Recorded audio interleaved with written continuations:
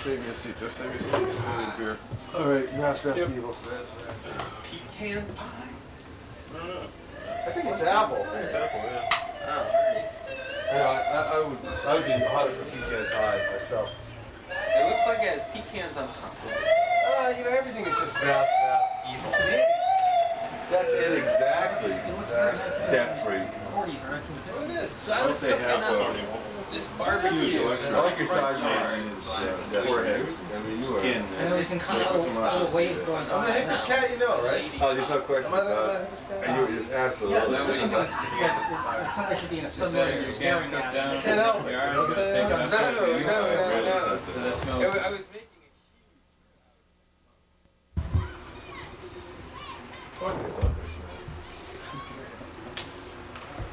We should turn the TVs off in the background. Vast, evil. A vast, evil. Vast, evil. Vast, evil. Vast, evil. Vast, evil. Vast, evil. Vast, evil. Vast, evil.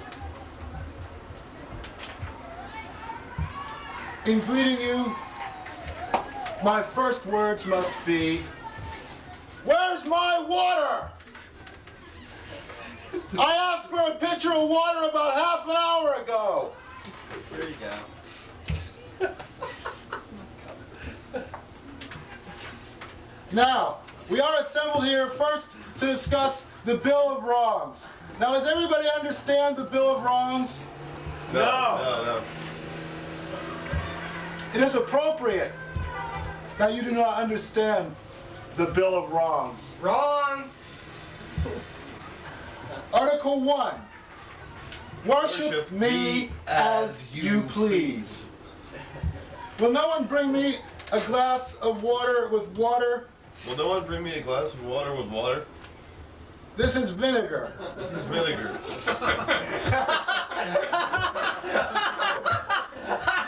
Will you not bring me a glass with water? Nicely done. No, I must forsake your vinegar. Well, Nicely done. Article 2 of the Bill of Wrongs. After me, say anything you want, but clear it through my office. Article 3. Stay at home and watch television, and don't bother me. Article 4. Soldiers can break into your house and rape your sisters for chocolate bars, and you can't do a darn thing about it, 'cause I confiscated your shooting iron, partner. Thank you, my trembling friend. Article 5. People shall have the right to be tried over and over again. Forget it. We'll skip this one. Article 6. People shall enjoy the right to a secret and perpetual trial directed against them, their friends, and such legal counsel as they may hire to establish their guilt, all without their knowledge, and I want you to forget you ever read this part.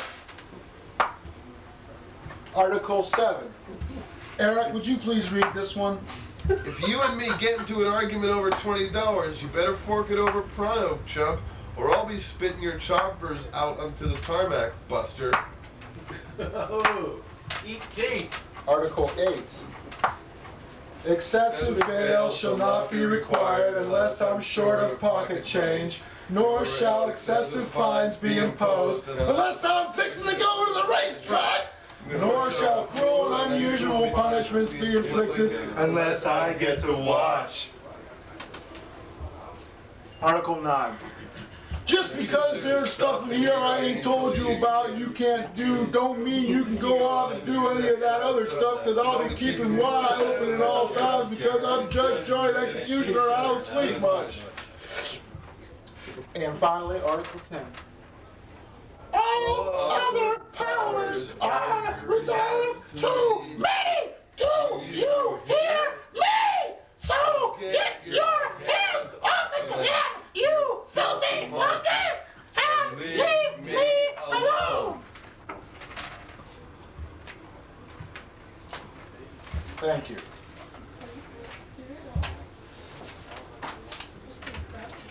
A wise man once said, "We have enough food to feed an army."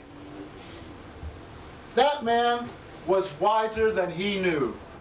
For, in fact, an army will be here shortly to place you all under arrest and eat the food. But in the meantime, let me introduce myself. I'm the wrong hero. My friends call me Tyrant the All-Powerful. My friends call me Tyrant the All-Powerful, and my enemies call me, "Oh my God, stop swinging that thing on my head!" I'm the wrong hero, and I hate waiters in fancy restaurants who say, "My name is Geraldo, and today's special is braised rib of lamb," with a complimentary visit to our salad bar. I say to them, "My name is Feed Me and Live," with a complimentary trip to hell, if you fail to do so. Pronto. Mike, if that kid wakes up and sees it, it's gonna be all over. I'm gonna leave it last. Traumatic. Okay. She's what? Yeah. People often say, "Wrong hero, I don't like your attitude." And I say to them, "What attitude would you prefer, SMD? Supine? Preferably kissing your ass? Yes. Very well, then I will change my attitude because I am completely malleable." Schweinhund. I'm the wrong hero, and that reminds me of an anecdote. Like, When Abraham Lincoln was rebuked for telling funny stories in the middle of the Civil War, he said, "If I do not tell these stories, I will die." I say, if I continue to tell these stories, I will no longer be permitted to live. Because people who tell the truth are very popular. No, that's wrong. People who tell the truth are very unpopular now, aren't they? So I say, let's kill them. All three of them. Because they're the ones who voted for Walter Mondale.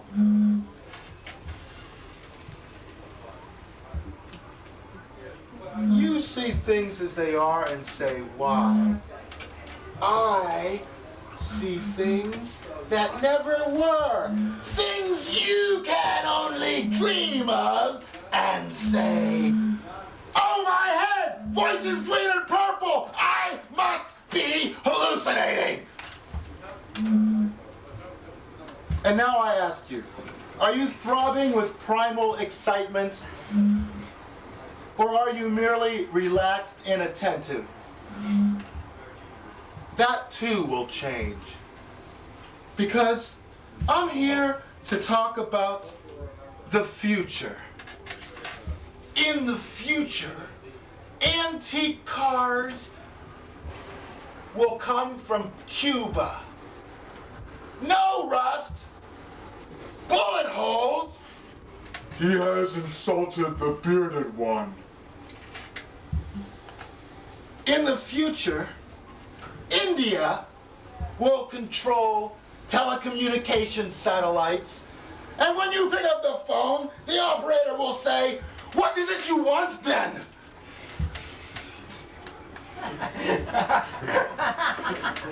In the future, folks will eat ants and grasshoppers and mealyworms and complain about how good ants and grasshoppers and mealyworms used to taste before they added all those artificial chemicals and preservatives.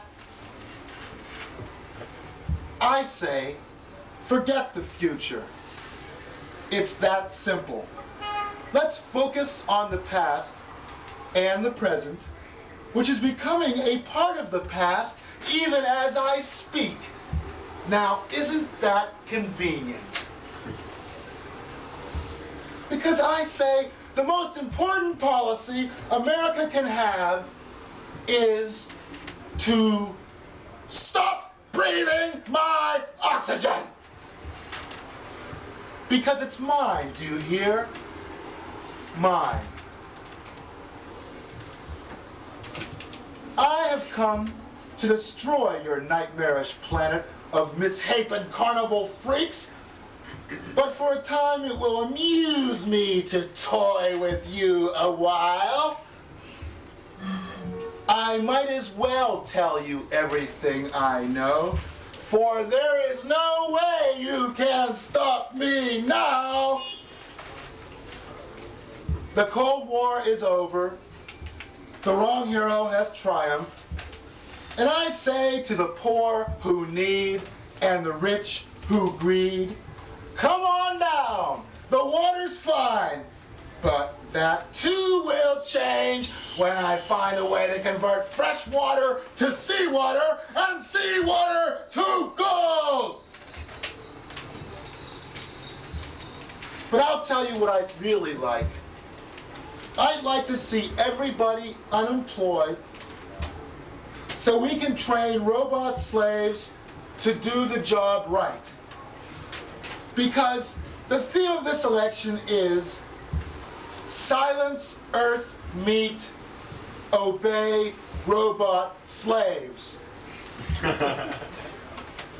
Tonight, I want to tell you about who I am and how I came to be, so I can be held up as an exemplar of your ridicule. Some ambition, huh? I have low self-esteem, but I'll bet you'd rather not hear about that from me. My mother had to be a mother and a father both to me, because my father was a transvestite. He was a police sergeant who was into macrame. He was an astronaut who built Calder mobiles in his capsule and was a wet nurse on the side.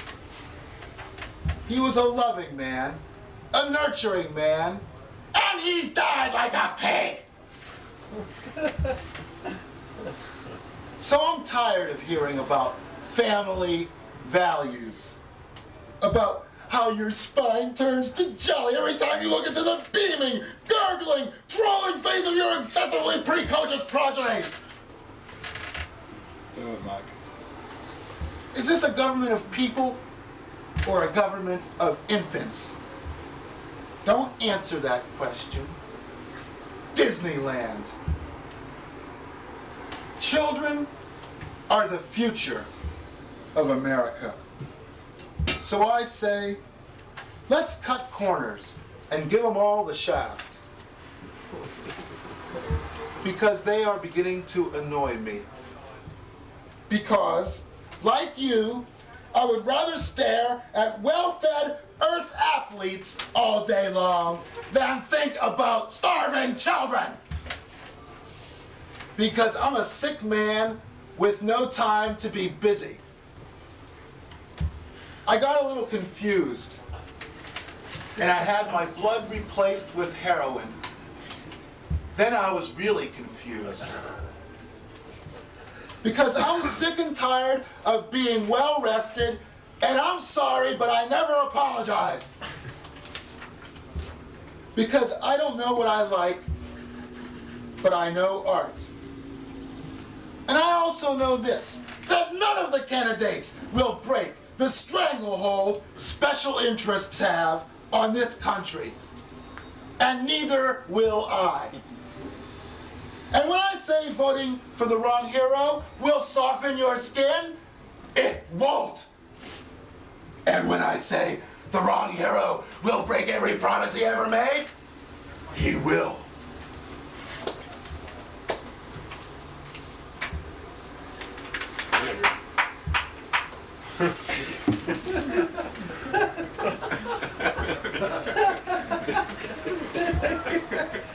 I'm the wrong hero. And I don't claim to know all the answers. I don't claim to know all the answers. Shucks. I don't even know how to ask the hard questions. For that matter, So what? Therefore, shut up. In fact, like a lot of you, all I know how to talk about is the past.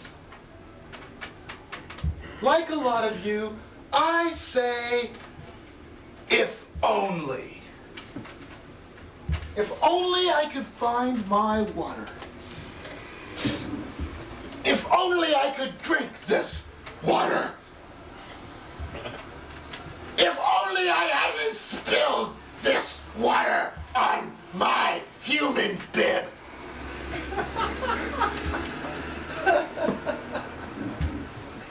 If only we could turn back the clock. If only we could suck smart bombs out of Iraq, napalm out of Vietnam, peacekeeping troops out of Korea, fat man out of Hiroshima, little boy out of Nagasaki. If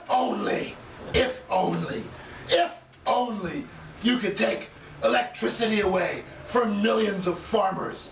If only you could take land away from pioneers.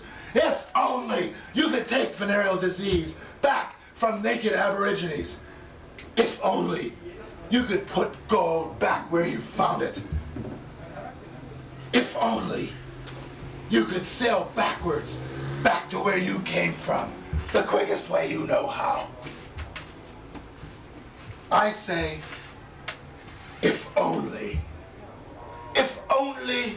we had begun this yesterday, because today is the day before tomorrow. I say, if only we could have begun this the day before yesterday, because the day before tomorrow is too late. Because we are going nowhere fast. And it ill behooves us to ask how fast we're going if the destination is nowhere.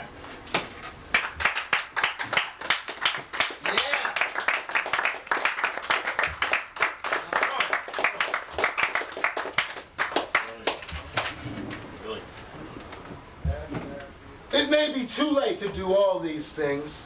Amen.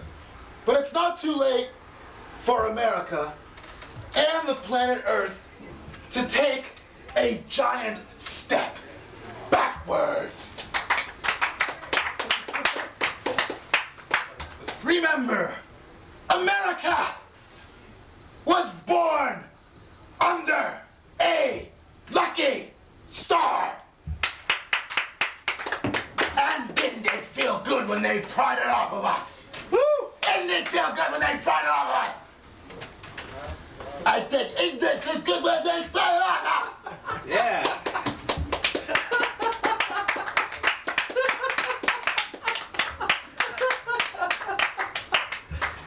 Remember too, if we have failed to see as far or do the things that other men have done, it is because false giants stood upon our shoulders, driving us into the ground.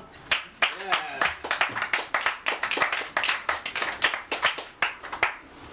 And remember too, when giants learn to dance, a lot of dwarves get crushed. Because their legs are stumpy and they can't run. And I'm telling you right now, you can't pay me enough to clean up that mess. Because, my friends, business is the religion of selfishness. And you can't love God unless God loves himself. Woo! And remember yet again that these are only empty words. Beautiful. And that is why we need an old approach to government. What I like to call the SOS MIGO approach to government. SOS MIGO, of course, stands for same old shit, my eyes glaze over. This is the approach to government that I call the old betray. Oh, betrayed. Yeah. That government governs most, that governs least competently, or so it says in the Constitution. Competently.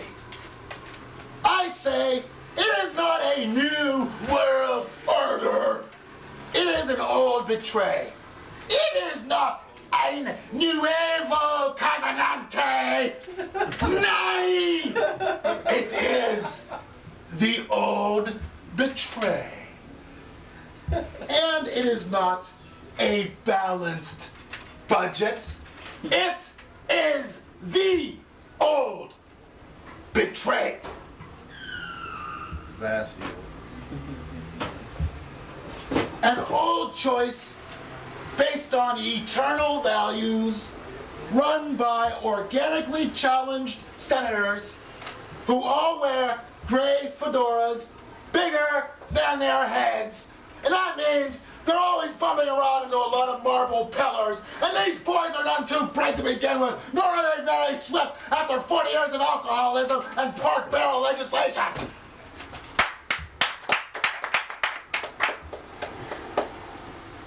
The choice I offer is no choice at all. It is old. It is the same. And it has never worked. And neither have I. And now you are angry. And that is good. Because remember what the Bible says. Quit picking on the wrong hero. He only demands your undivided attention as he swings a lit firecracker at your head. Because where there is no vision, the people are helpless and can be easily persuaded to buy generic brands.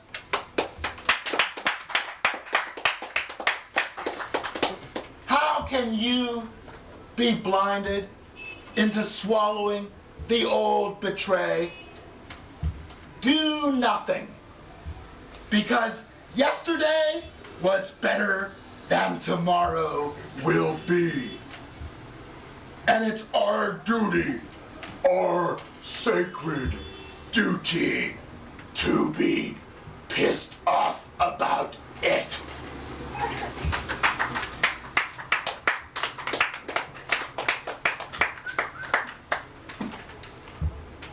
I never told you the rest of that story about my father. My father was sentenced to be executed by asphyxiation. And as I stood in that execution chamber, I couldn't help but think, man oh man, what a gas. For God had finally given me the chance to finally tell the old man, once and for all, literally, that he was full of hot air. Literally. And I remember to his last words to me. Quiet down a little bit. Words he never got to hear from his own father. Quiet. Quiet down. His words were these. Silence. My foot is at the level of your neck. And this has many and numerous teeth. And I am Thoth, Egyptian god of crocodile. And I will turn your head into a leather handbag if you do not cease interrupting.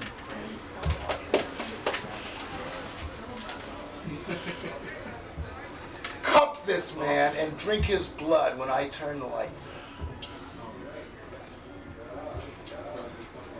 Ah, it was good.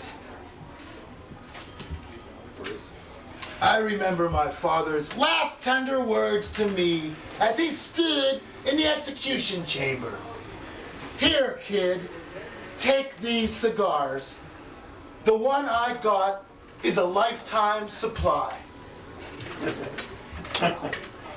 Somewhere in this universe, another felon is being executed. Let us hope he escapes and commits further crimes and gives 20% of his swag to me, his agent.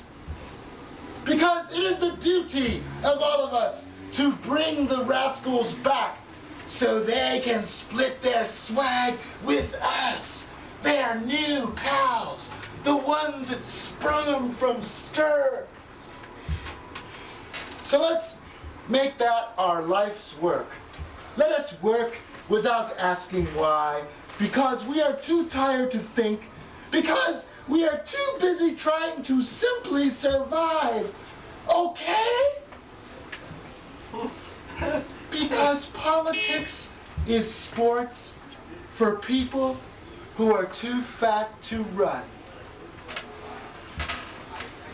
I'd like now to end on an upbeat note with a little story.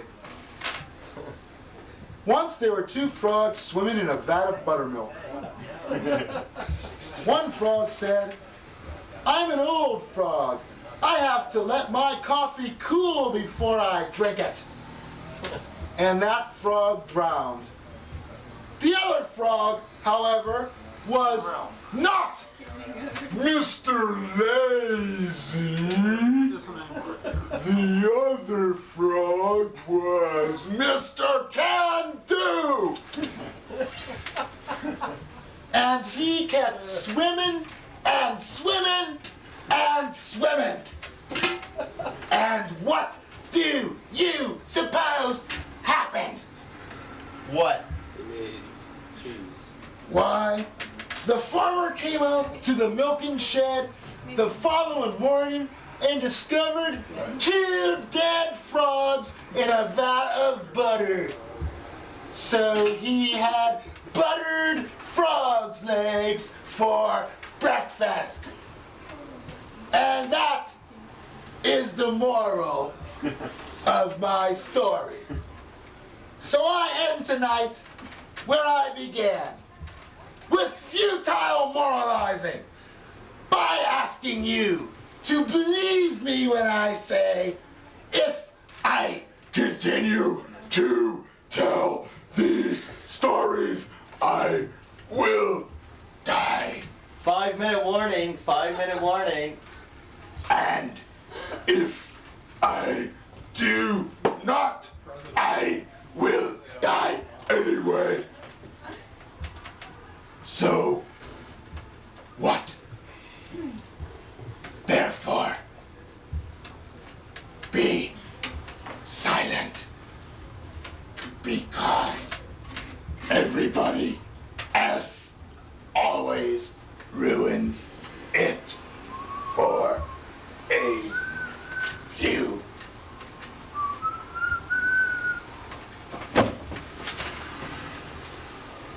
Assholes.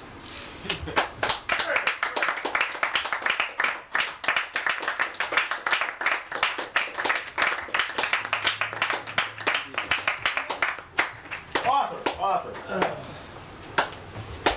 Well, The role of Francis DiMenno and I was being played by the wrong hero. Francis is nowhere to be found. We're looking for him at this very moment to administer the polygraph. Now, is the senator going to speak now, John? Interests at this point. Nevertheless. The president calls for a summary judgment. Nevertheless, let's... Well, we have to vote first to allow a summary judgment. I think greater debate is needed in this circumstance. Well, And- let's... So the president And I- is calling a Call a vote. question. Well, no. All the president has moved for is just that we take an immediate vote, up or down, whether he's to be removed from office under the charge of too many words, of opprobrium, too few of approbation. I second that motion. Okay. Take a vote. Well, debate, I propose limiting to just 15 minutes. All right, who would If speak? we should have debate. 15 seconds. Let's determine who would speak in this debate. Well, Whoever chooses. Perhaps I John think could anyone, represent the minority and I could represent the majority. anyone could vote. I mean, anyone could voice their opinion. Debate will be led by those who wish to occupy more time, but there will be time for everyone's comment. Excellent. So you'll facilitate this and I'll be your parliamentarian. Well, the actual proceedings are to be chaired by the Chief Justice, John Kerry. I'm terribly sorry, I didn't mean to Is No, in I'm- fact. presume. No, by all means facilitate. I'm merely sitting. Okay. So what we have to vote on now first is just whether we are to take another vote to see whether a summary judgment vote, or whether we wish more debate. By voting no, you vote for more debate, and by voting yes, that means you want to take another immediate vote. So who votes yes? On the count of three, 1, 2, 3, any ayes? Aye. To have debate, vote nay, and on 1, 2, 3, any nays? Nay, nay, nay, nay, nay. I demand a recount. 5 to 3 the nays. Fuck you. 5 to 3, here's our parliamentarian. Has to be by 2/3, so it doesn't pass. Sorry, we gotta go into the immediate vote. No, that doesn't require. No, that doesn't, it wouldn't require only the final vote, and it's not determined what the majority needed is. Wait, the trial is in front of the Senate, right? Yes. In the Senate, to shut off debate, you need 3/5, right? Voting to actually shut it off, and we don't have anywhere close to that. So. Yes, so I think we need more debate. Eric, do you have a few words to lead off with? I believe that the president, prior to his impeachment and during the time between the impeachment and these proceedings, has indicated that he is a vast, vast evil. I was personally libeled, not slandered, but libeled in print by the president, as were many of my very close friends and associates. And I believe that we vote to remove him permanently from office, where he can no longer harm members of this society, because the president has shown that he is a vast, vast evil.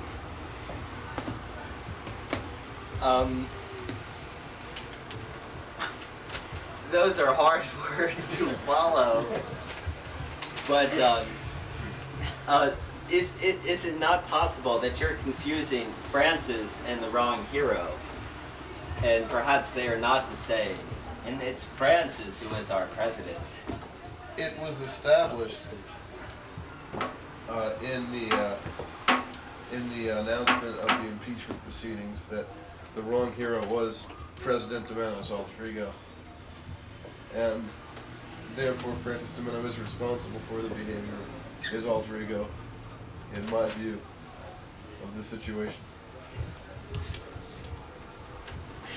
So, does the Western Mass delegation have anything to offer to this debate? Oh yes, it's quite obvious that Francis and his alter ego are two entirely different entities. It's only by the extreme kind of improbability that we've seen as characteristic in this case, in which Francis is able to coexist with the wrong hero regularly. This is a known occurrence, of course, in some circles, but we can just leave it that Francis is privy to some, as though his mind is privy to some muse.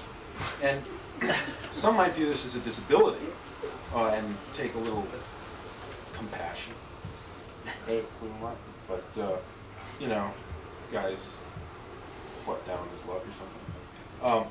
But Francis, the president, has shown capable of bringing people, for one thing, to the presidential palace here, who have shown themselves to be worthy of living in the same house, and he has provided us with food and drink and all kinds of wonderful things, and that buys my vote. Graft. Is there additional debate from the floor? Anyone wish to offer comment? I'd like to offer, if I might, in a purely sitting capacity, a reflection to the assembled, which is to urge you to bear in mind the distinction between judging the president as someone who has behaved in a manner unbefitting his high office and someone who is merely an enemy of humanity. And I think that establishing the latter point will in no way incapacitate him for exercising the former function, and in fact it's arguable that he will be less free, less flexible, and perhaps less motivated to perpetrate dire crimes against the community at large if in possession of that office than if he is ejected from it. Well, I would make a motion. yes, motions from the floor. It seems to me that one way out of this, I would make a motion that we consider President DiMenno for a lobotomy. A lobotomy. I second the motion. I'm afraid that's out of order. Physical torture or maiming surgeries are not. Well, it's true. We do get to watch according to the Bill of Wrongs. On the other hand, it would have to be said that this is not an option present in the minds of the founding fathers when they framed the Constitution. Oh, right, Is because that a ruling from the Chief Justice? I'm afraid so. I think it's because the first article says, "Worship me as you please." Within that context, I think it's Well, perfectly reasonable.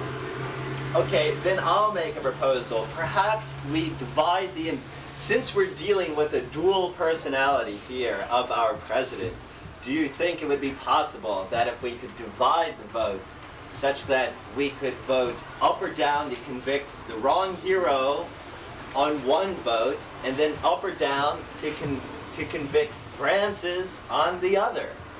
That way, perhaps the wrong hero could be removed from the presidency, but Francis would remain. I'll second the motion to divide the question. That's unacceptable. I don't like that idea. I don't think they can be On separated. the ballot. We're getting a lot of negative feedback on that. Maybe we better withdraw. You withdraw your What do you second? mean? Don't do No, that. but look, we got a lot of negative comment right there. They didn't even wait to speak. They're about to kill us. Hold the fort, Well, Chief. That sounds like an excellent idea. You're my attorney. Do something. Well, if you oppose dividing the vote, then speak up against it. We have to either vote the division up or down here. Okay, do we wish to have a division? Divide it into the two votes. That way we can maintain Francis as our president, but we can do away with the words of opprobrium associated with the wrong hero, at least in terms of his presidential capacity. Does this mean we get to punish him if he does it again? Well, then it would be a treasonous act of the wrong hero because he would be acting against what the cabinet has ruled. Claim executive privilege, of course. Chairman, I move to, if the wrong hero is found, or Francis is found guilty of this crime, that we have a second trial involving the death penalty. Are there any seconds on the floor from that one? I second it. Oh, no. Left brain or right brain? All right, we've got at least two votes to take now. This is a constitutional change. I move to table the proposal. Which proposal? Both proposal just proposals. made, just seconded. I moved to table. I second the move. You second the move to table the second proposal. Well, I guess this requires a ruling from the chairman.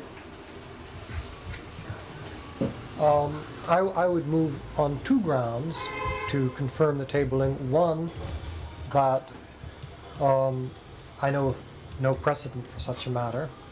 The other, that as framed, it was unclear whether a demonstrably human entity or an only debatably human entity, which is the polarity with which we're confronted if we make any kind of split decision, would be liable to capital punishment. And I'm not sure that this body is empowered to pronounce the death sentence on an only debatably human creature. Well, the chair has ruled we can't execute either of the entities, I guess. Well, I think Francis is human. Or used to be. Are you? So how about the first motion? Do you have any ruling on that? Whether we divide the vote for conviction between the wrong hero and the president? I think we move to that motion now. We move to that. Okay. Should we divide the vote? Should we divide the vote? I'm gonna vote yay on this one. Yay. Okay, Anyway, well, the ayes have it, say yay. so 1, 2, 3. Who votes A? I vote A. Aye. The Who ayes votes have to it. divide? I mean, not to divide. The nays. Who votes nay? Anyone vote nay? Nay. The ayes have it clearly when you say, Mr. Chairman. Assuredly. So we're dividing the vote. So is there anyone who comes to the defense of the wrong hero that he should not be convicted of his high crime? I want to defend the wrong hero. All right. Alex? I just want to say that Francis is a real jerk, and the wrong hero is a real jerk. But the speech was boring, and obviously the president hasn't lost his touch, so I don't see why he shouldn't stay in office. The wrong hero. Either one. You mean this evil, slimy character that has subverted the office of presidency of the president, taken over? Point of order. You're leading the testifier here. Yes, but I don't chair this meeting. You have been. Pro tempore. Further comments? Okay, I step down from the chair. Would you wish to assume for the interim? Good, that gives me a spot. Anyway, I don't think the wrong hero has any defense whatsoever in this case. And if he has usurped the authority of the president in a way that is demeaning to the office, clearly this entity is guilty of the charges under which the president was impeached. Namely, too many words of opprobrium, too few of approbation. I don't think there's any doubt on that matter. Francis is a completely different situation. I don't know if he's guilty of those charges. I would tend to doubt, and I would give him the benefit of the doubt. But I think he should be convicted under the first charge as the wrong hero, but acquitted under the second, so he can remain as Francis and strongly our president. The man who never betrayed. To me, this is a brilliant compromise. The compromise of the Longfellow. This is a brilliant historic. This Mark, is a major. Mark, if you come in here, just if you address, just so we have this a record. That's all. This compromise is a masterful solution to a very complex problem. I feel that it both upholds justice but is merciful, and that we must move ahead. John is to be congratulated. The wrong hero must be removed and executed forthwith. Point of order. At midwinter, perhaps. Oh my God, here comes the cops. Midwinter right now. The cops are here for Francis right now. Get him! This Gas is it. chamber. It's like he's dead. Oh my God, there's a car. It's gonna blow up. It's smoking like hell. This is a summer. Oh my God. Oh, he just has a radiator failure. Right. Oh, it's just a radiator. Right. It's the genius of American politics.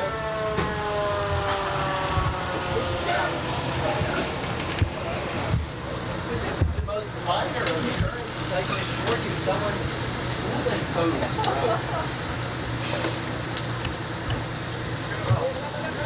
One time, there was a man running down the street with a gun. Well, what about the time the Cadillac drove into I think the wrong hero planned a diversion. Not to forestall his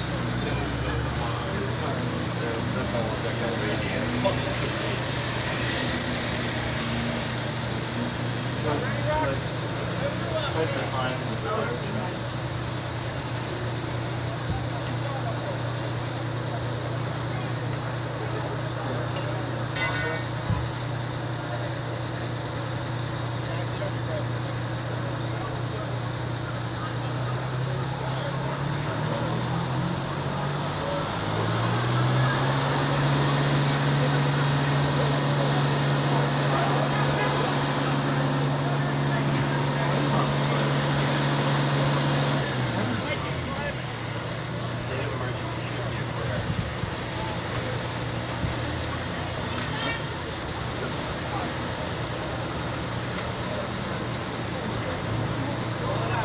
Can't you use your executive power to do something good?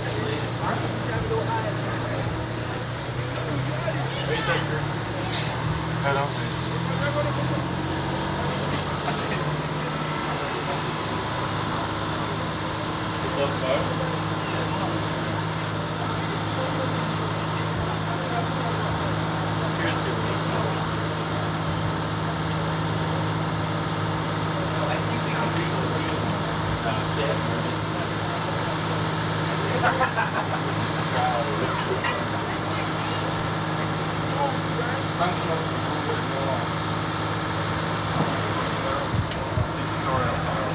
That's not a burning car. It's just the most minor.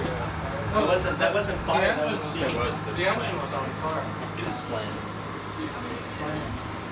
That's black, that's smoke. Oh, it is. Well, No, there was fire. Oh, there was, you could see the fire. it does look more like smoke now. Though the world itself may catch on fire, I choose to be found here among my duty. What an amazing place. There's so many things that happen. This one.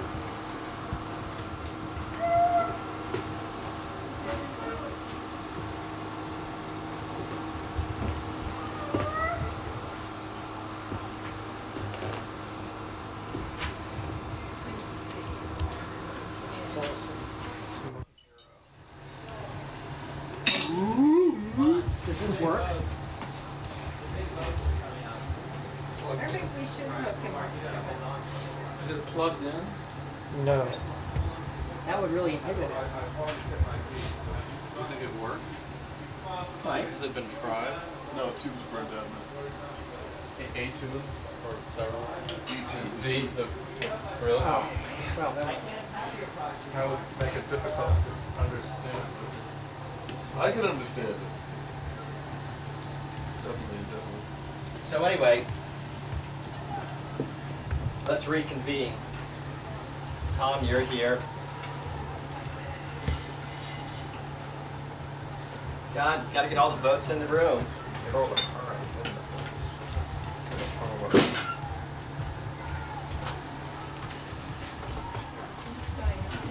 The votes are to be taken. We need everyone's vote. There's still a state of emergency. Remember, nobody in this room will ever work again. Well, should we just take a voice vote? Tom, can I have the chair Right back? then. I Oh, have the chair. well, all right then. Tenure Okay. committee will be looking at this. Okay, now we have two votes to take. Are we reconvened duly, Mr. Chief Justice and real chairman? After due consideration, I deem these proceedings reconvened. Okay, now we have 2 votes to take. One for the conviction of the wrong hero, and the second for the conviction of Francis DiMenno. Now, by convicting the wrong hero, that does not remove Francis from office. That does not do that. And we will take the vote shortly. Is there further debate? If there is, I will say a few words myself, but I will have to leave the chair. Is there anyone else who wishes to... I would like to say something. Okay. If we vote to convict the wrong hero or Francis, I will kill myself. Are there any objections to these,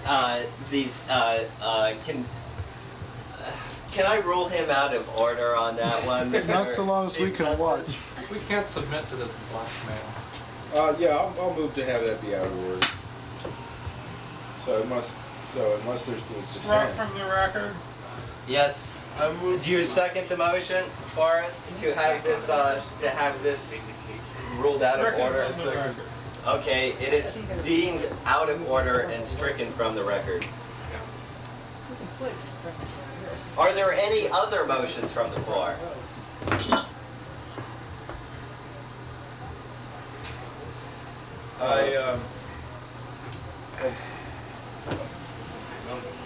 Point of clarification, are we now voting on, what are we now voting on? What are we now Okay, considering? the first vote is to whether to convict the wrong hero of the charge. Too many words of opprobrium, too few of approbation. I have a motion. I'm sorry. It's like, too late. well, unfortunately. it's kind of important, actually. I thought we could have a motion to vote with a show of hands instead of yay or nay. So there's absolutely no. You can ask for that after the voice vote is taken, should you so desire. Oh, I can? Yes. Okay. We could take a voice vote on that. You can ask for a show of hands. If, anyway, on the motion to convict the wrong hero of these charges, which will remove him and, well, it alone from office, we'll vote with the ayes. 1, 2, 3, aye. Just a minute. Yes? I think I have an objection to that. I don't think there's been any person who's spoken to the negative. Okay, I'll withdraw the vote. And I'd like to speak to it. Yes. Everybody here wants to convict the wrong hero, but I think the wrong hero does us a great service. I think if we're fundamentalists, if we say we believe everything the wrong hero tells us, we're just falling into his trap. We can't do that. We have to stand back cynically and look at what we see and say, hey, what the heck? So I vote not. I will be voting not to convict on this. That's all I want to say. Not to convict the wrong hero, or not to convict Francis? Not to convict the wrong hero, because I think we can be cynical enough to be jaded enough to know that that's really what he wants us to do. So we're not going to do it. Will you take the chair for a moment? Just wanted that chair. Now I can speak as just a member of the cabinet. I like the way that green goes with that gray. I don't think the wrong hero was expecting these things. The charge to be split into 2. It is not a conspiracy of his at all. In fact, he tried to sabotage the meetings completely, but was unsuccessful in that endeavor. And I think splitting the vote is the I'm best going to way talk to sabotage. go. I have an assassination attempt to report, but we won't go into that unless you want to withdraw your charge of sabotage. Can I take the chair so you can go into the assassination? John was party to an assassination attempt that was being run by Mark Biganis. He put vinegar in Francis's water, not in the wrong hero's water, to kill Francis through the wrong hero, which he thought he could do, but clearly he couldn't. So that proves they're 2 different people. I would like to speak to that. I think that John was actually glorifying the wrong hero at this point, because you know that when Christ was on the cross, he called out for water and he was given vinegar instead. And so John was explicitly comparing him to our Lord and Savior by giving him vinegar when he cried out for water? The chair wishes to make a clarification on this point. Mark did add what would amount to only a few milliliters of vinegar to a large half a liter of water. Why? And Why? it did acidulate it. It definitely it adds a certain freshness to the drink that is not. Oh my God! I can't believe it. But it was only the smallest of dollops, and here the water remains, and the chair will show that it is not vinegar. John, I know he's bad at it. Well, maybe the chair. Ah! Yes, being warned off by your henchmen. Oh, we know about you too. A vast evil. A vaster evil than the vast evil mentioned earlier. So, I move that we vote the wrong hero, and then followed by the vote on Francis. Second. Okay, we'll move for the vote. All those voting to convict the wrong hero say aye. Aye. Raise your hand to eliminate the anticipated vote. Raise your hand to convict the wrong hero. Okay. Aye. 1, 2, 3, 4, 5, 6, 7, 8. I count 8 hands. Okay, all those voting not to convict the wrong hero. We need 5. Come on, we need 5. We've got 3. We have 2 out there? 2. I object. 2 to. Got another one. There's 5. No, I'm not sure about this vote. Well, go count it. Okay, the vote is 3 to 8. 3 to 8. The wrong hero is convicted.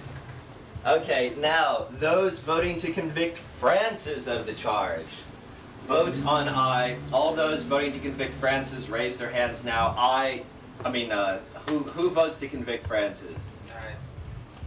2 votes to convict Francis. All those voting to not convict Francis on the charges, raise their hands and nay. 2 to 1, 2, 3, 4, 5, 6. Francis is not convicted and therefore not removed from office. Francis, I'd like to be the first May I to ask the chair to clarify how the wrong hero will be removed from office without removing President DiMenno? Well, perhaps a sentence must be passed. Will the will the wrong hero be prevented from claiming to be the Duke of Earl in the future? I think that we have here on these premises now technological means for projecting the wrong hero into the phantom zone, which is where he obviously belongs. I wouldn't try that, Johnny. You wanna know why? Well, I'll tell you. I know this is only going to make me look worse, but might as well testify. Are you testifying as Francis or the wrong hero? We can't do what you said with the Phantom Zone because the last time I was at Superman's Fortress of Solitude, I projected a black hole into the Phantom Zone. So it would suck up everything that you threw in there. So you can't project me into the Phantom Zone. Don't see why not. No, not the Phantom Zone. Anything but the Phantom Zone.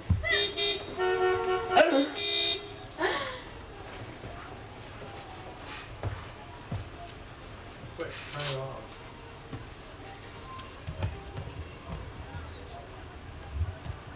We lost her. Adjourned. In due order.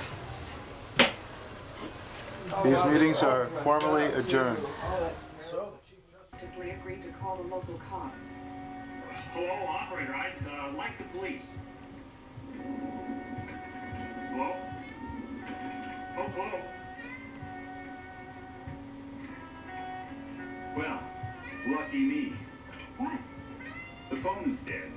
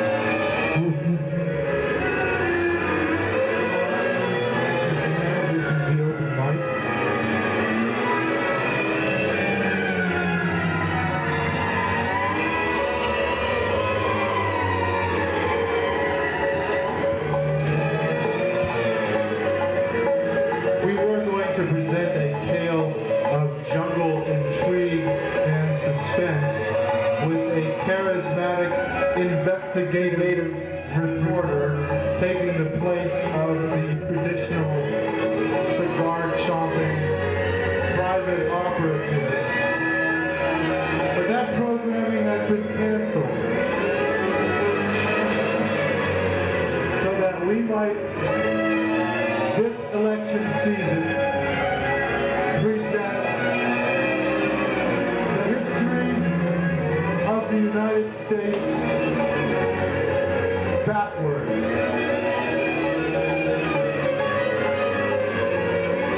42 presidents, and how many more to come? Our first president, George Bush, who sucked smart bombs out of Iraqi bunkers and gave the Kurds nice new homes. Or the second president, Ronald Reagan, who somehow got greedy Wall Street financiers to donate $3 trillion to the federal budget. Or our third president, Jimmy Carter, who insisted that South Americans and Africans and Asians should get the same shitty treatment we give Europeans and Australians. And then there was our fourth president, Gerald Ford, who did nothing backwards because he did nothing in the right direction. Except get rid of Senator Dole and take Nelson Rockefeller. And then there was our fifth president, Richard Nixon, who broke out of Daniel Ellsberg's office after putting his psychiatric records neatly in order and spoke backwards gibberish into 242 hours worth of self-erasing tape. And then there was our sixth president, Henry Kissinger. And then our seventh president, Lyndon Baines Johnson. And our eighth president, Lyndon Baines Johnson. And our ninth president, Bobby Baker. And our 10th president, John Fitzgerald Kennedy. And our first lady, Marilyn Monroe. And our 11th president, Dwight Eisenhower, who sucked peacekeeping troops out of Korea. And our 12th president, and our 13th, 14th, and 15th presidents, Franklin Delano Roosevelt, who deprived millions of farmers of electricity and made bread lines poor. And our 17th president, Herbert Hoover. He had the Hoover Dam named after him. Some people suggested it should be the other way around. Now, any president before Hoover is not part of our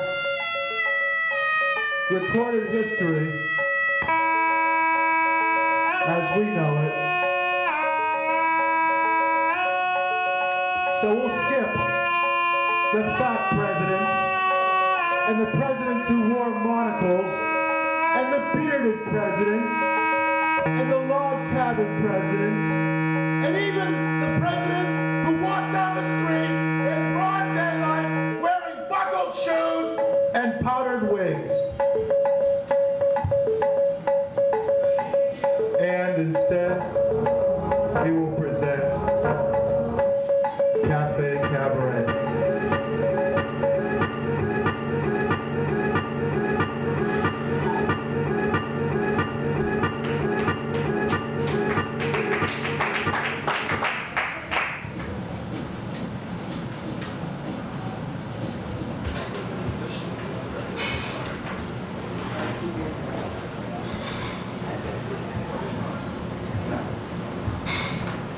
Welcome to this week's segment of Let's Talk Politics. This week on Let's Talk Politics, we have the one, the only, the inimitable. Yes, you heard it here first. None other than Steve Iskowitz, the man from planet Pittsburgh.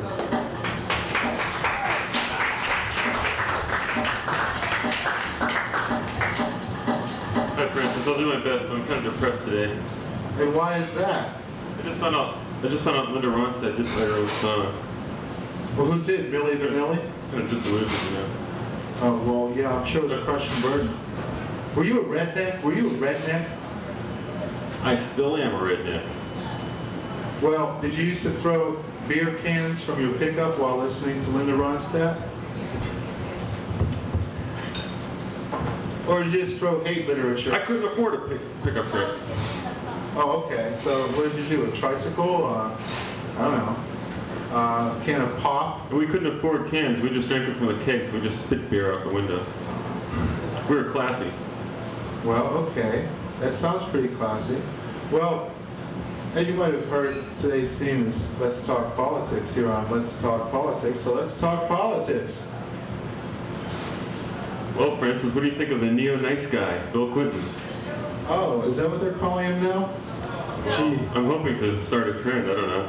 Now, didn't Arkansas used to be the kind of place where if you went there, you'd be lucky if you returned in a year? Because they would, the hoteliers would kidnap you and put you to work on their hog farm, and before too long you were sort of like a involuntary sharecropper and working 52 weeks a year to pay for 50 weeks worth of food, and you're always 2 weeks behind. Yeah, I don't want to leave because I'm making $4 an hour. If I have to come back, I'll have to start from the bottom again. Yeah, I'll have to work in the chicken canning plant. Noah's Arkansas. Yeah, there you go. There's a joke in there somewhere. I don't know, I haven't found it yet. Well, political animals of every stripe on Noah's Arkansas. Actually, I don't believe in political discussion. It's just like a discussion between people who believe in varied forms of authoritarianism. But I'll do my best.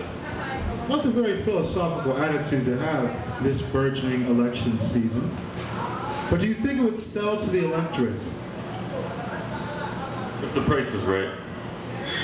Well, didn't we have a candidate who sort of espoused that until he dropped out of the race?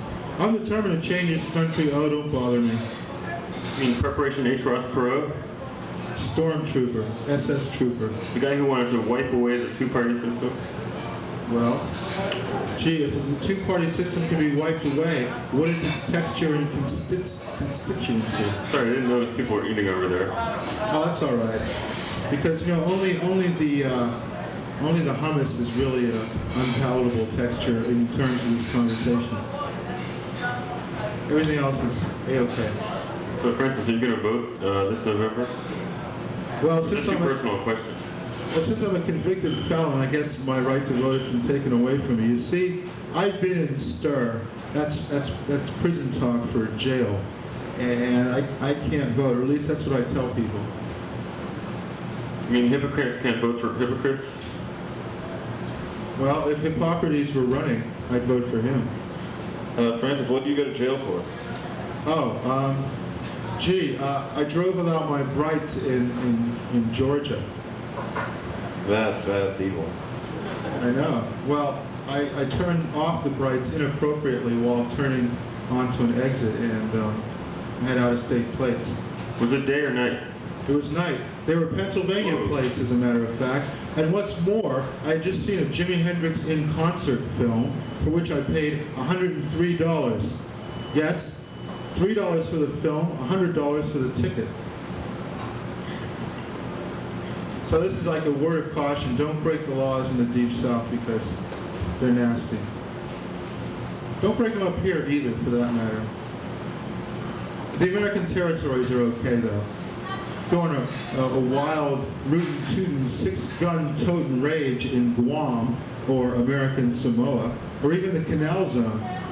But please, not in the contiguous 48 states in Alaska and Hawaii. What about Puerto Rico? Do they get to vote? Well, that's a question we might put to our studio audience. Does Puerto Rico have the votes?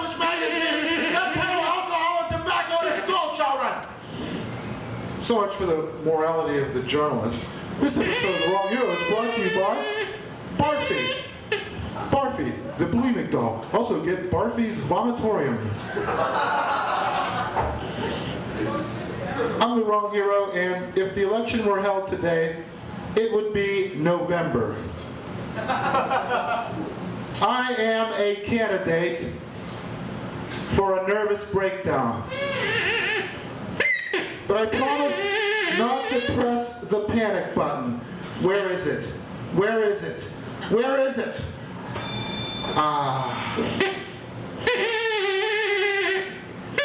What's the difference between Ross Perot and Mr. Potato Head? What? Mr. Potato Head is still popular. And what's the difference between Dan Quayle and Mr. Potato Head? Mr. Potato Head can spell Dan Quayle.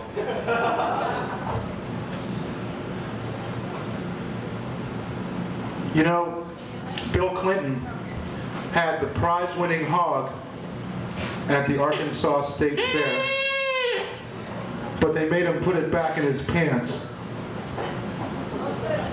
People have said, wrong hero, don't tell that joke. It's beneath you. It's not aiming at the target audience you're attempting to segment out from the normal demographic trend.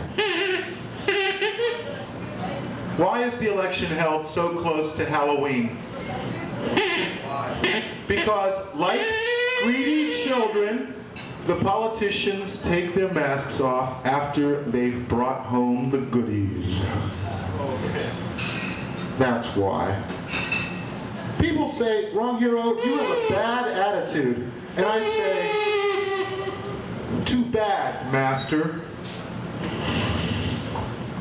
Cop stopped me for speeding. He said, who do you think you are? And I said, Albert Einstein. And he said, what are you, a wise guy? And I said, yeah.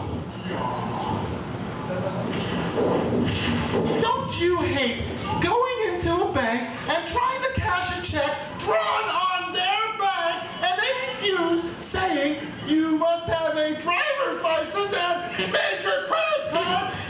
If I had a major credit card, I wouldn't have to cash this check now, would I?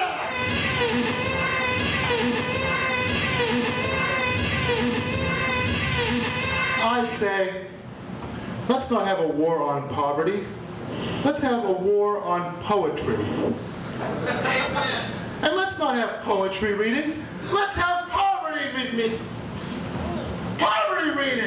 Hey man, these rags are brand new. Oh yeah, well they're not as old as my rags.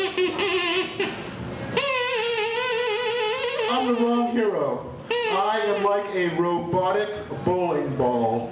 I pick myself up with 3 fingers and hurl myself into the gutter. Now, if the election were held between Charlie Tuna and Mr. Clean, who would you vote for? Charlie Tuna? Yeah. Mr. Clean? I think Mr. Clean takes it. All right, now if it were the Pillsbury Doughboy and Morris the Cat, Pillsbury Doughboy, Morris the Cat, I guess the Doughboy takes it. Now what if the election were between Frank Bartles and Edward James? Who would you vote for? Frank Bartles? Edward James?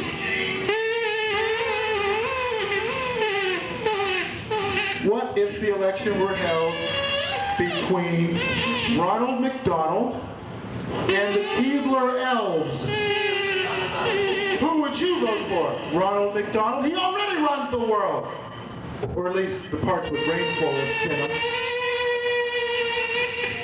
Now, if Mikey from the Life cereal commercials and Tony the Tiger were running for president, which cereal god would you pick?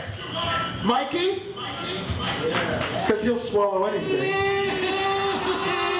Or Tony the Tiger? Well, I don't know. It looks pretty close.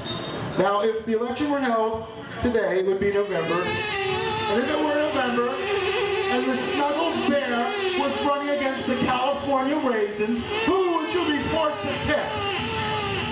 The Snuggles Bear? They threw him out of the Doughboy household for being too cute. Or would you rather vote for the California Raisins? What do they worship? A prune? What are we telling our children? Put a big poster of the California Raisins in the bathroom. Now, make raisins, make raisins. Now, if the election were held between Orville Redenbacher and Colonel Sanders, Orville, the Colonel. Well, so what if he's dead? He's a god. He'll never die. Now, what if it were between Famous Amos and Chef Boyardee? For that matter, what if it were between Jimmy Dean and Paul Newman? Or Ben Gay and the Jolly Green Giant? I think the Giant would be even more jolly after he whipped the tar out of Ben Gay. Do you think Mr. Ripple could whip Oscar Mayer in a fair fight? A man who grew up butchering hogs versus a man who fondles toilet tissue in public places? Go for the toilet boy every time.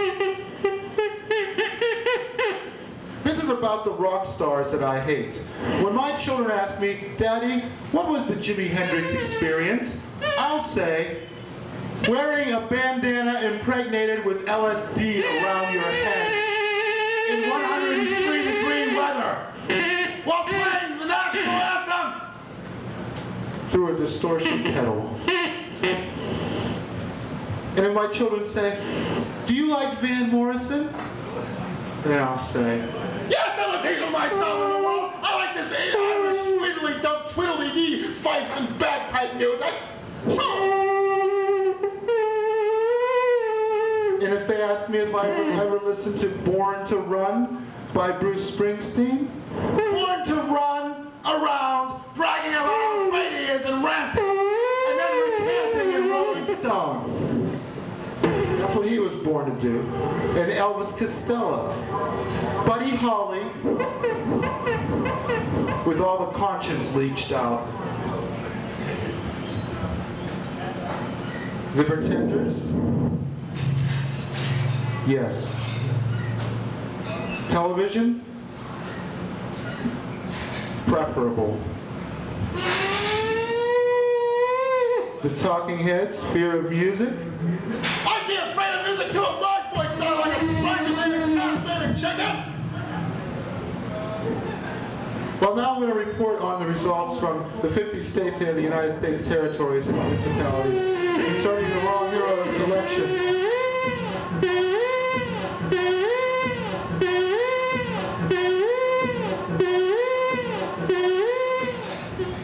Washington, D.C., home of lobbyists, slum dwellers, and 300 cars for every square mile of road.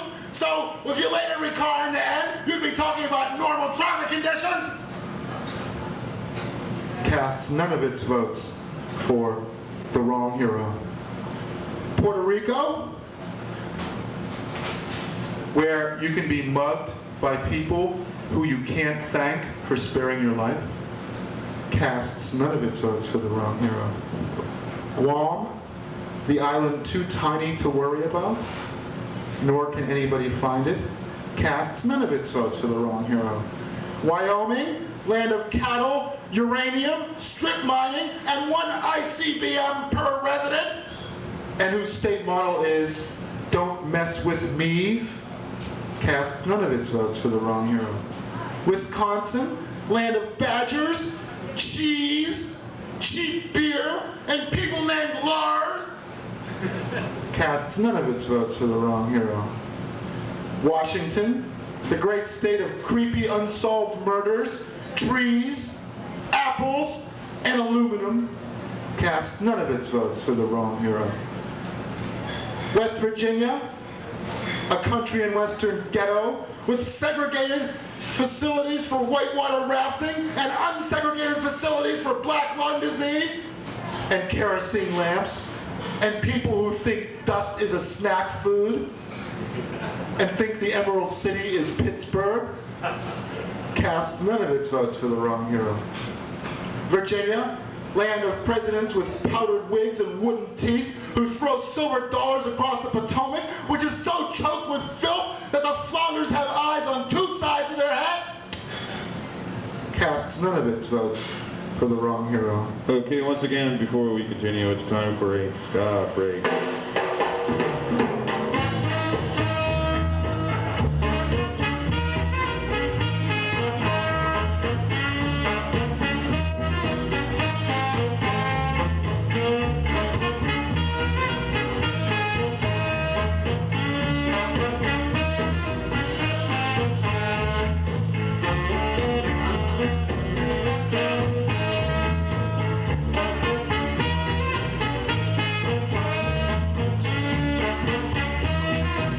And now back to the wrong hero. Thank you.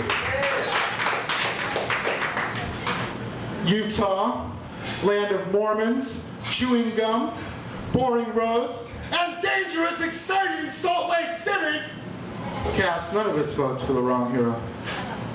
Texas, a land populated by pickup trucks with a gun rack in the back, a spittoon on the dash, and an illiterate thug in the middle, casts none of its votes for the wrong hero.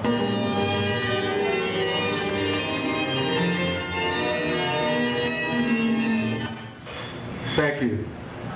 Vermont, land of sheep, socialism, and maple trees, whose militia is a bunch of guys wearing ski masks armed with snowballs, casts none of its votes for the wrong hero. Tennessee, home of Memphis, a city that was mentioned in a song 34 years ago and hasn't done anything since, casts none of its votes for the wrong hero. South Dakota, a bankrupt state full of prairie dogs, alcoholic, befuddled aborigines, and George McGovern, and who can tell the difference? Casts none of its votes for the wrong hero. South Carolina, Frankenstein state, Confederate war monuments, nuclear waste depositories, and other tourist attractions like tritium in the groundwater so you can use your slop jar for a nightlight. Cast none of its votes for the wrong hero. Rhode Island, land of jellyfish, quahogs, nepotism, and an 11-month rainy season, casts none of its votes for the wrong hero. Pennsylvania, land of decaying nuclear power plants, unemployment lines, obsolete steel mills.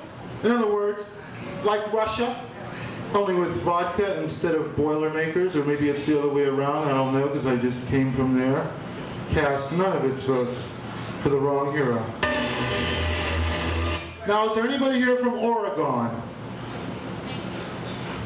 How about American Guam? The Canal Zone? Good. Oregon, land of salmon, lumberjacks, and creepy unsolved murders, casts none of its votes for the wrong hero. Oklahoma, land of substance-abusing American Indians, petrodollars, and Tulsa, the demographic capital of the United States, a citadel of mediocrity or democracy, casts none of its votes for the wrong hero. Ohio, home of fat presidents, money-hungry astronauts, Standard Oil, and Cleveland, a city which is jealous of Pittsburgh, casts none of its votes for the wrong hero. North Dakota, a state with Indians with no money, towns with no people, and wells with no water, has no choice but to cast none of its votes for the wrong hero. North Carolina, land of illiteracy, sharecropping, tobacco farmers, and televangelists, casts none of its votes for the wrong hero. New York State, a state with hell on one end and blizzards and psychopaths and hot chicken wings on the other, and nothing whatsoever in between, casts none of its votes for the wrong hero. New Mexico, land of pinto beans, macrame, and the world's largest radio telescope, casts none of its votes for the wrong hero. New Jersey, land of casinos, turnpikes, and fat cats who live in Pennsylvania because the stigma of a New Jersey address would ruin them, casts none of its votes for the wrong hero. New Hampshire, land of mosquitoes, tax evaders, bankrupt condo owners, and black leather wearing kill crazy heavy metal motorcycle outlaws with tattoos of gigantic knives being plunged into the heart of the federal bureaucracy, cast none of its votes for the wrong hero. Nevada, the biggest adult playpen in the world, with slot machines, prostitutes, Lake Tahoe, and mafioso, cast none of its votes for the wrong hero. Nebraska, land of corn, locusts, and life insurance, cast none of its votes for the wrong hero. Montana, a state whose name means mountainous, Montana, great imagination you got there, guys. Home of played-out copper mines, ornery cowboys, and 6 sheep to every inhabitant, virtually a different one for every day of the week, casts none of its votes for the wrong hero. Missouri, home of Harry Truman, ragtime, pesticides, and St. Louis, a city that is jealous of Kansas City, casts none of its votes for the wrong hero.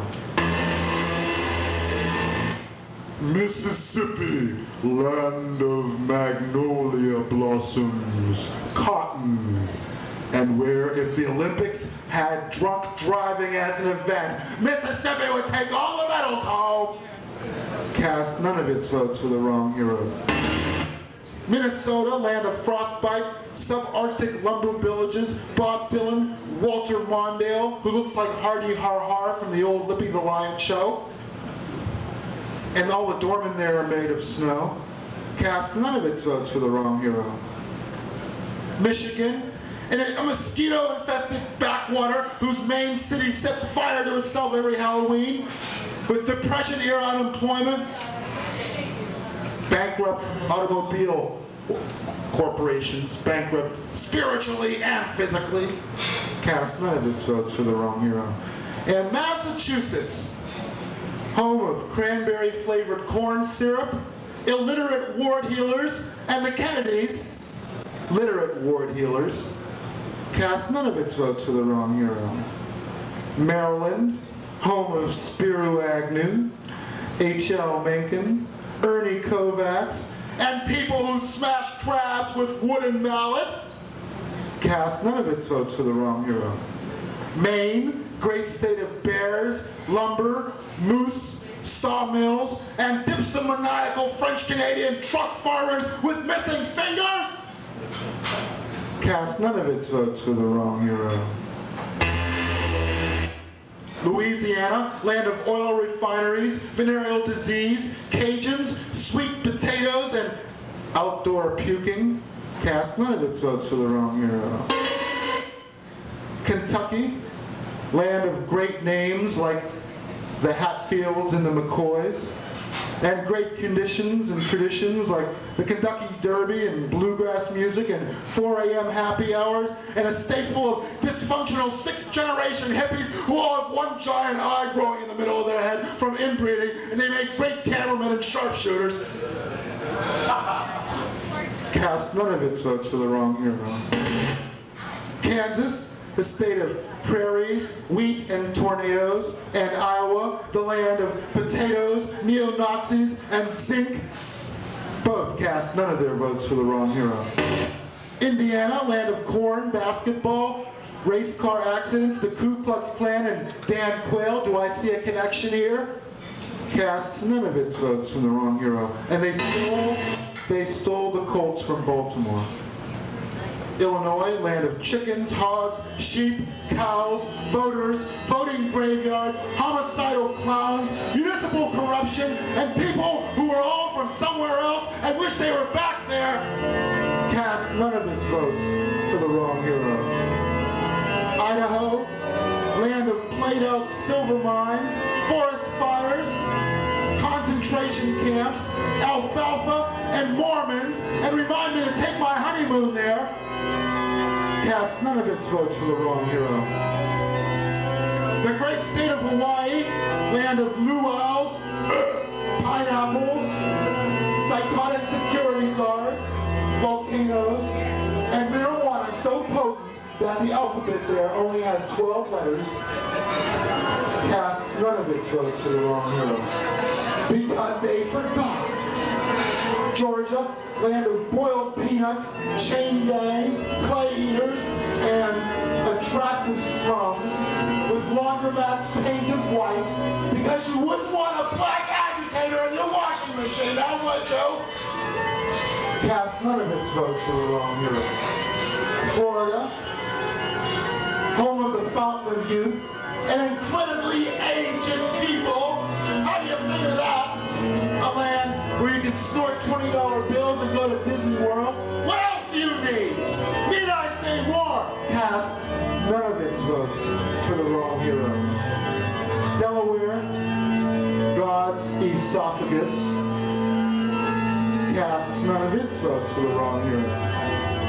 Connecticut, home of guns, Yankee rednecks, and Yale. A monkey house in the middle of a snake pit. Now tell me something. If people from Yale are so smart, how come they can't fix New Haven up, huh? Casts none of its votes for the wrong hero. Colorado, home to man, mountain, boulders, Gary Hart, but I repeat myself. Cast none of its votes for the wrong hero. California, land of automobiles, agribusiness, illegal aliens, in that order, and in order of prominence, cast none of its votes for the wrong hero. Arkansas, home of paper mills, feral hogs, segregated golf courses, catfish farms, and restaurants with names like Tubby's Traw. Come on down to the feeding here at Tubby's Squall, right outside the arteriosclerosis mall. Cast none of its votes for the wrong hero. Arizona, home to London Bridge, where it was moved in the hopes that Indians would forsake firewater and gambling and get turned on to fish and chips and William Shakespeare. Casts none of its votes for the wrong hero. Alaska, land of people who eat rendered caribou fat, smoke lobelia, and consider dog mushing to be a national pastime. Casts none of its votes for the wrong hero. And finally, Alabama. Alabama! It's your summer! Come on now, Alabama! And I want my eggs in oven! And I don't want no flip-flopping! Alabama, home of pecans, square dancing, high school football, camellia blossoms, and sunstroke, casts none of its votes for the wrong hero. And there you have it, the Campaign 92 wrap-up roundup, and now Eric Watt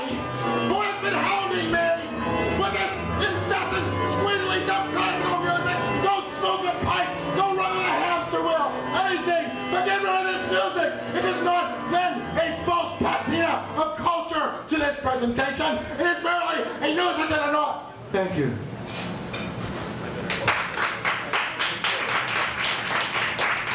Silence, Earth meat. You are beginning to bore me. Because you make me nervous. You make me nervous. And do you want to know why?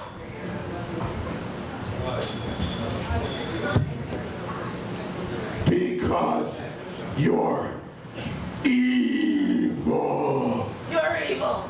You're evil. You're evil. You're evil. You are. Evil like yours will never perish. And evil like yours will live forever in all of its malign malignancy. Like a festering swamp, bug-ridden with malaria on a summer's day, and some indigenous native children with pot bellies from Kwashiorkor playing in it. You are evil.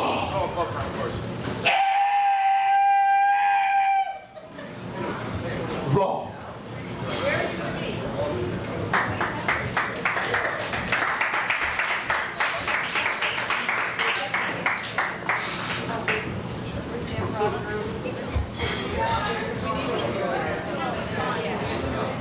Oh, you're right.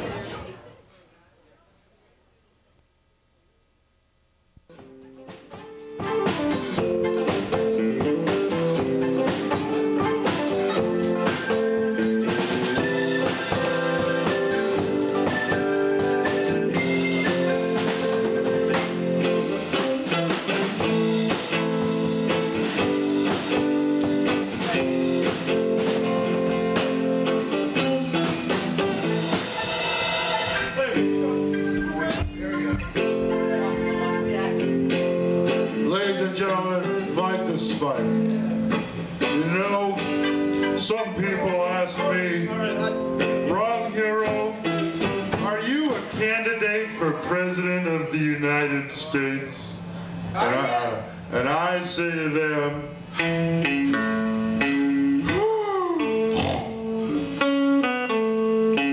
sometimes I say,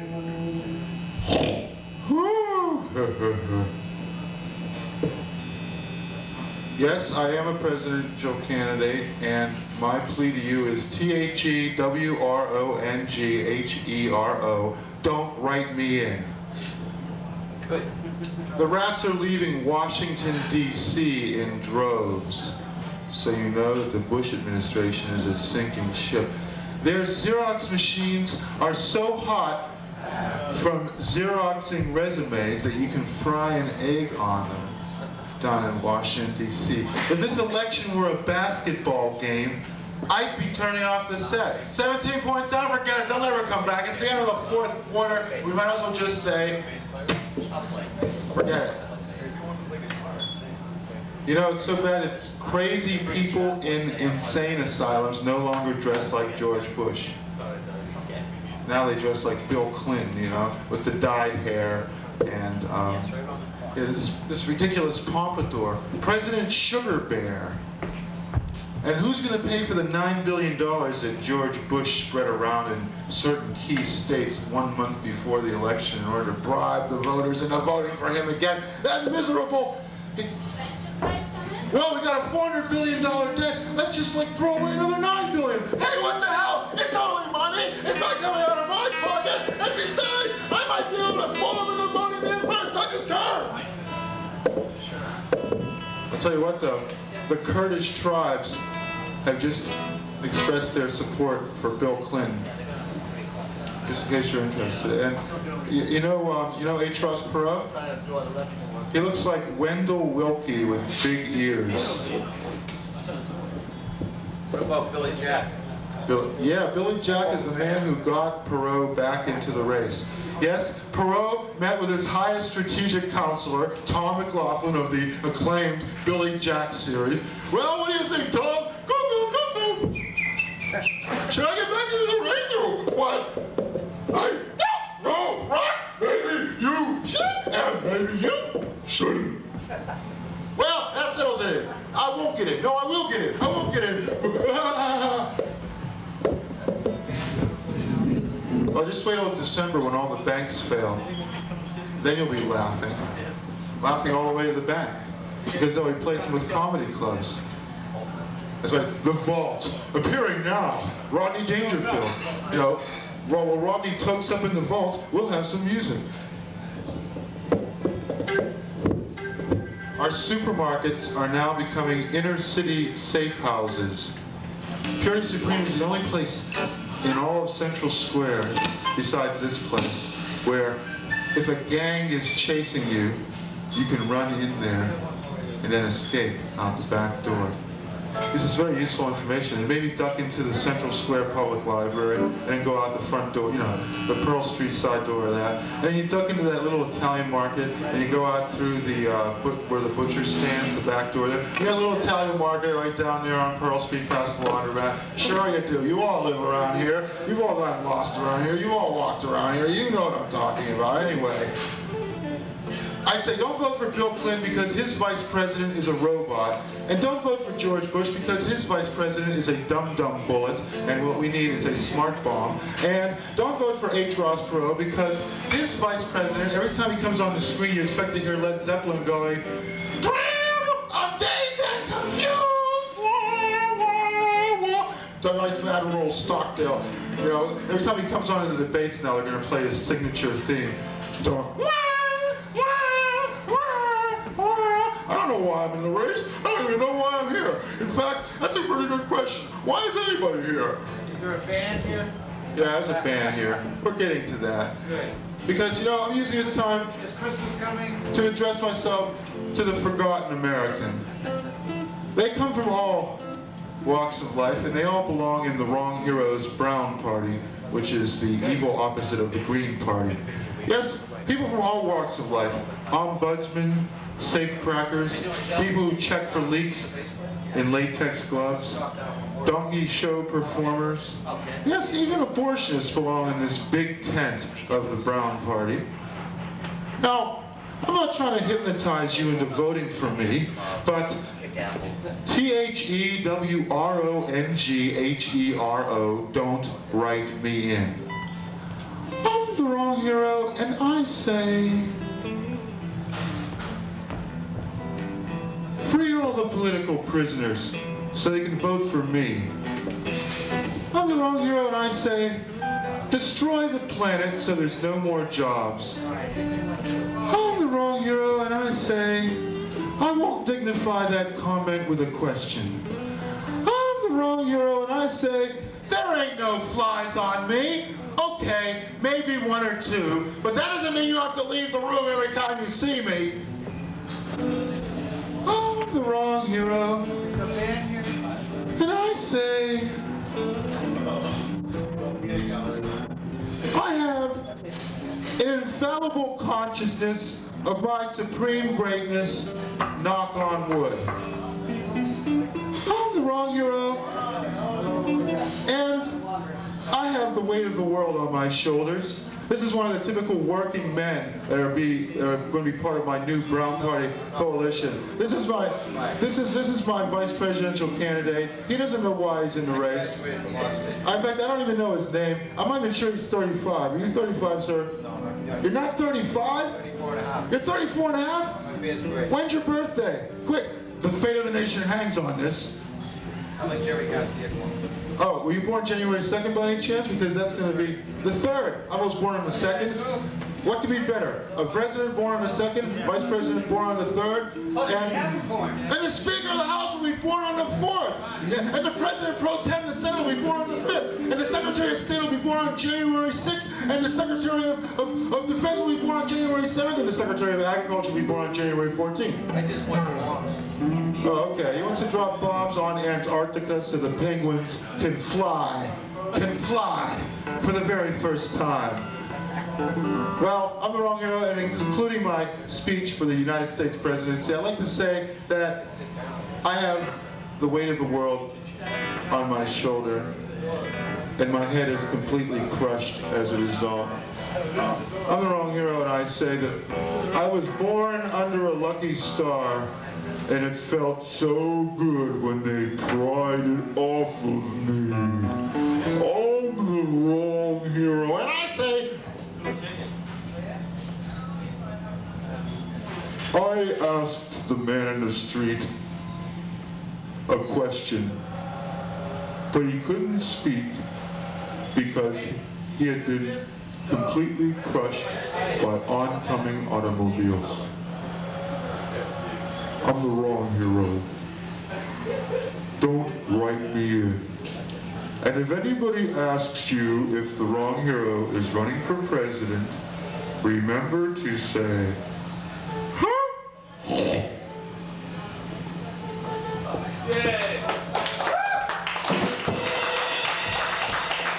The wrong hero, ladies and gentlemen. The wrong hero, hero. Of course, that's Francis, our court jester, courtesy of the Middle East.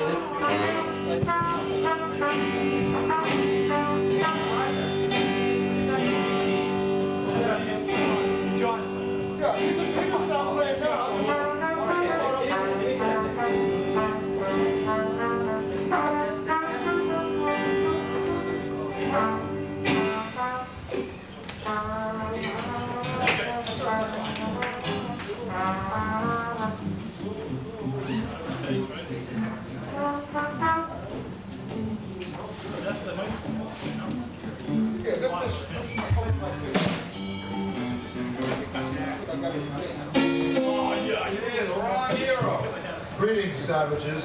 I'm the wrong hero, and I want to tell you something. You know why the Challenger exploded? No, why? Because it interrupted my Saturday morning cartoons. Now I'll tell you another thing. My dad, I don't smoke in front of my dad, because my dad is a fireman. I'll tell you something, no, he's also a meat and potatoes man. His head is made of steak, and his arms are made of french fries. And my brother is a garbage man. His head is made of eggshells, and his stomach's made of coffee grounds. Yeah, let's hear it. And H-Ross Perot is Wendell Wilkie with big ears on the cover of Mad Magazine going, "Want me presidential?" Perot, the other white candidate. Chicken, the other white meat. Yeah, what about that debate, huh? Feisty and dazed man versus shifty and dumb man versus slick and the robot. I am for the Green Party, even though their leader just assassinated herself, and her husband too. You know, Perot can't hide his envy at the fact that the other two candidates are fooling the public more effectively than he is. What about George Herbert Hoover Winston Churchill Bush? And what about this election? It's a no bumper sticker election. Nobody cares. You know, put a swastika on your bumper sticker. Oh, just another fringe candidate. I don't care. Jerry Brown for president? No, Jerry Brown for Starfleet commander. And Bill Clinton, another Southern governor, born again, Baptist, Rhodes Scholar, anti-Washington establishment Democrat. I'll run that by you again. Bill Clinton, a Southern governor, born again, Baptist, Rhodes Scholar, anti-Washington establishment Democrat, just like you know who. And you know what old peanut breath did to the economy? I'm running like a peanut warehouse. Too bad, Jimmy, we got a grain surplus. Oh, what the hell? I don't know what to do now. Foreign policy isn't my strong suit. I'll get Burt Lance to run things. So, what's Jimmy Carter going to do when Bill Clinton becomes president? I'll be ambassador to Africa. I'll be head of housing and urban development, and I'll take the hammer myself. It'll be the hammer of justice. You know that song, "She'll be coming round the mountain when she comes"? Isn't that the most repetitive and boring song you've ever heard? I mean, think about it. She'll be coming around the mountain when she comes. She'll be coming around the mountain when she comes. George Bush is taking a train trip through Georgia. Why doesn't he take a bus? I mean, he's Bush, right? Bus H. I don't know. You know Arkansas? Arkansas is the only state in the union where a phone call still costs a dime. And this is the governor that we're going to put at the head of the United States. Some guy that still sees those big coat signs from the 1950s in his dreams. He walks down the dusty rural, chicken factory feces and blood infested pathway. The Miracle Mile. Yeah, it's like 1 mile of pawn shops and laundromats. The Miracle Mile, yes. Arkansas, where you know what their favorite pickup line is down in Arkansas? What's that? Can I touch your hunch? It's for good luck. Especially at racetracks. Hey baby, come here. Can I touch your hunch? It's for good luck. Now here's Bill Clinton doing Elvis. Viva election. Viva election. Viva, viva election. What do you call a boring collection of Southerners? What's that, wrong hero? Arkansas. They still got the Shriners down there. This place is like 1950s-ville, to the max, It's like, gee, no, I don't use ordinary cake mixes that you buy in a store. I make my cakes from scratch because this is Arkansas, the land that never left the 1880s. Bill Clinton, Arkansas, cotton, and Shriners. Shriners. Shriners driving down the roads of Arkansas with their big fat bellies hanging over the dashboards of tiny little cars, wearing hats, fezzes with little tassels in them which blow gently in the breeze as they motor down the 110-degree stretch of Fayetteville, Arkansas. Well, I'm going to get the anti-Shriners down here. It's going to be 6-month-old babies in Mack trucks running over fat, overfed Shriners with their bellies hanging over the dashboard. And man, that'll be really living. I'm already looking forward to Thanksgiving, because what do we got to look forward to? Halloween, where children plunder us. Election day, where politicians plunder us and then they take their mask off after they've taken home the goodies. So Thanksgiving, I'm looking forward to sticking my fat, insatiable maw in a river of food. Yes, I don't intend to come up from there from 6 a.m. Saturday Thanksgiving to the end of the Sunday weekend. That's going to be me on Thanksgiving. And when people say, hey, you're eating too much, slow down, my answer will be,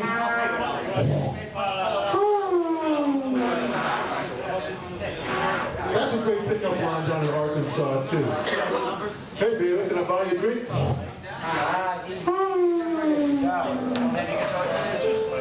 Well, I can see from the flashing red light that we're just about out of time. I just want to say, this election season, vote your conscience. Vote for who you think the best man is. Because if we all stay home in droves, maybe they'll get the message.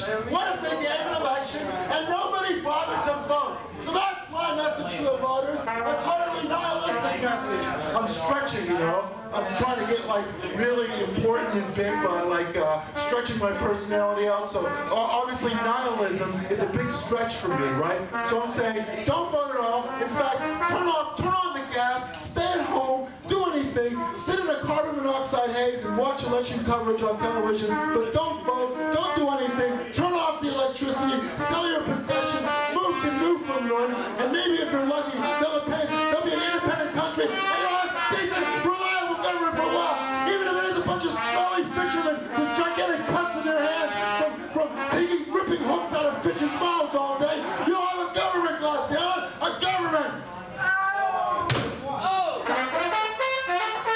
I've been hit! And in the new administration, I'm going to be in charge of sound technology. I'm the wrong hero. You are beginning to bore me because you make me nervous. You make me nervous. Jim Morrison, that punk. And you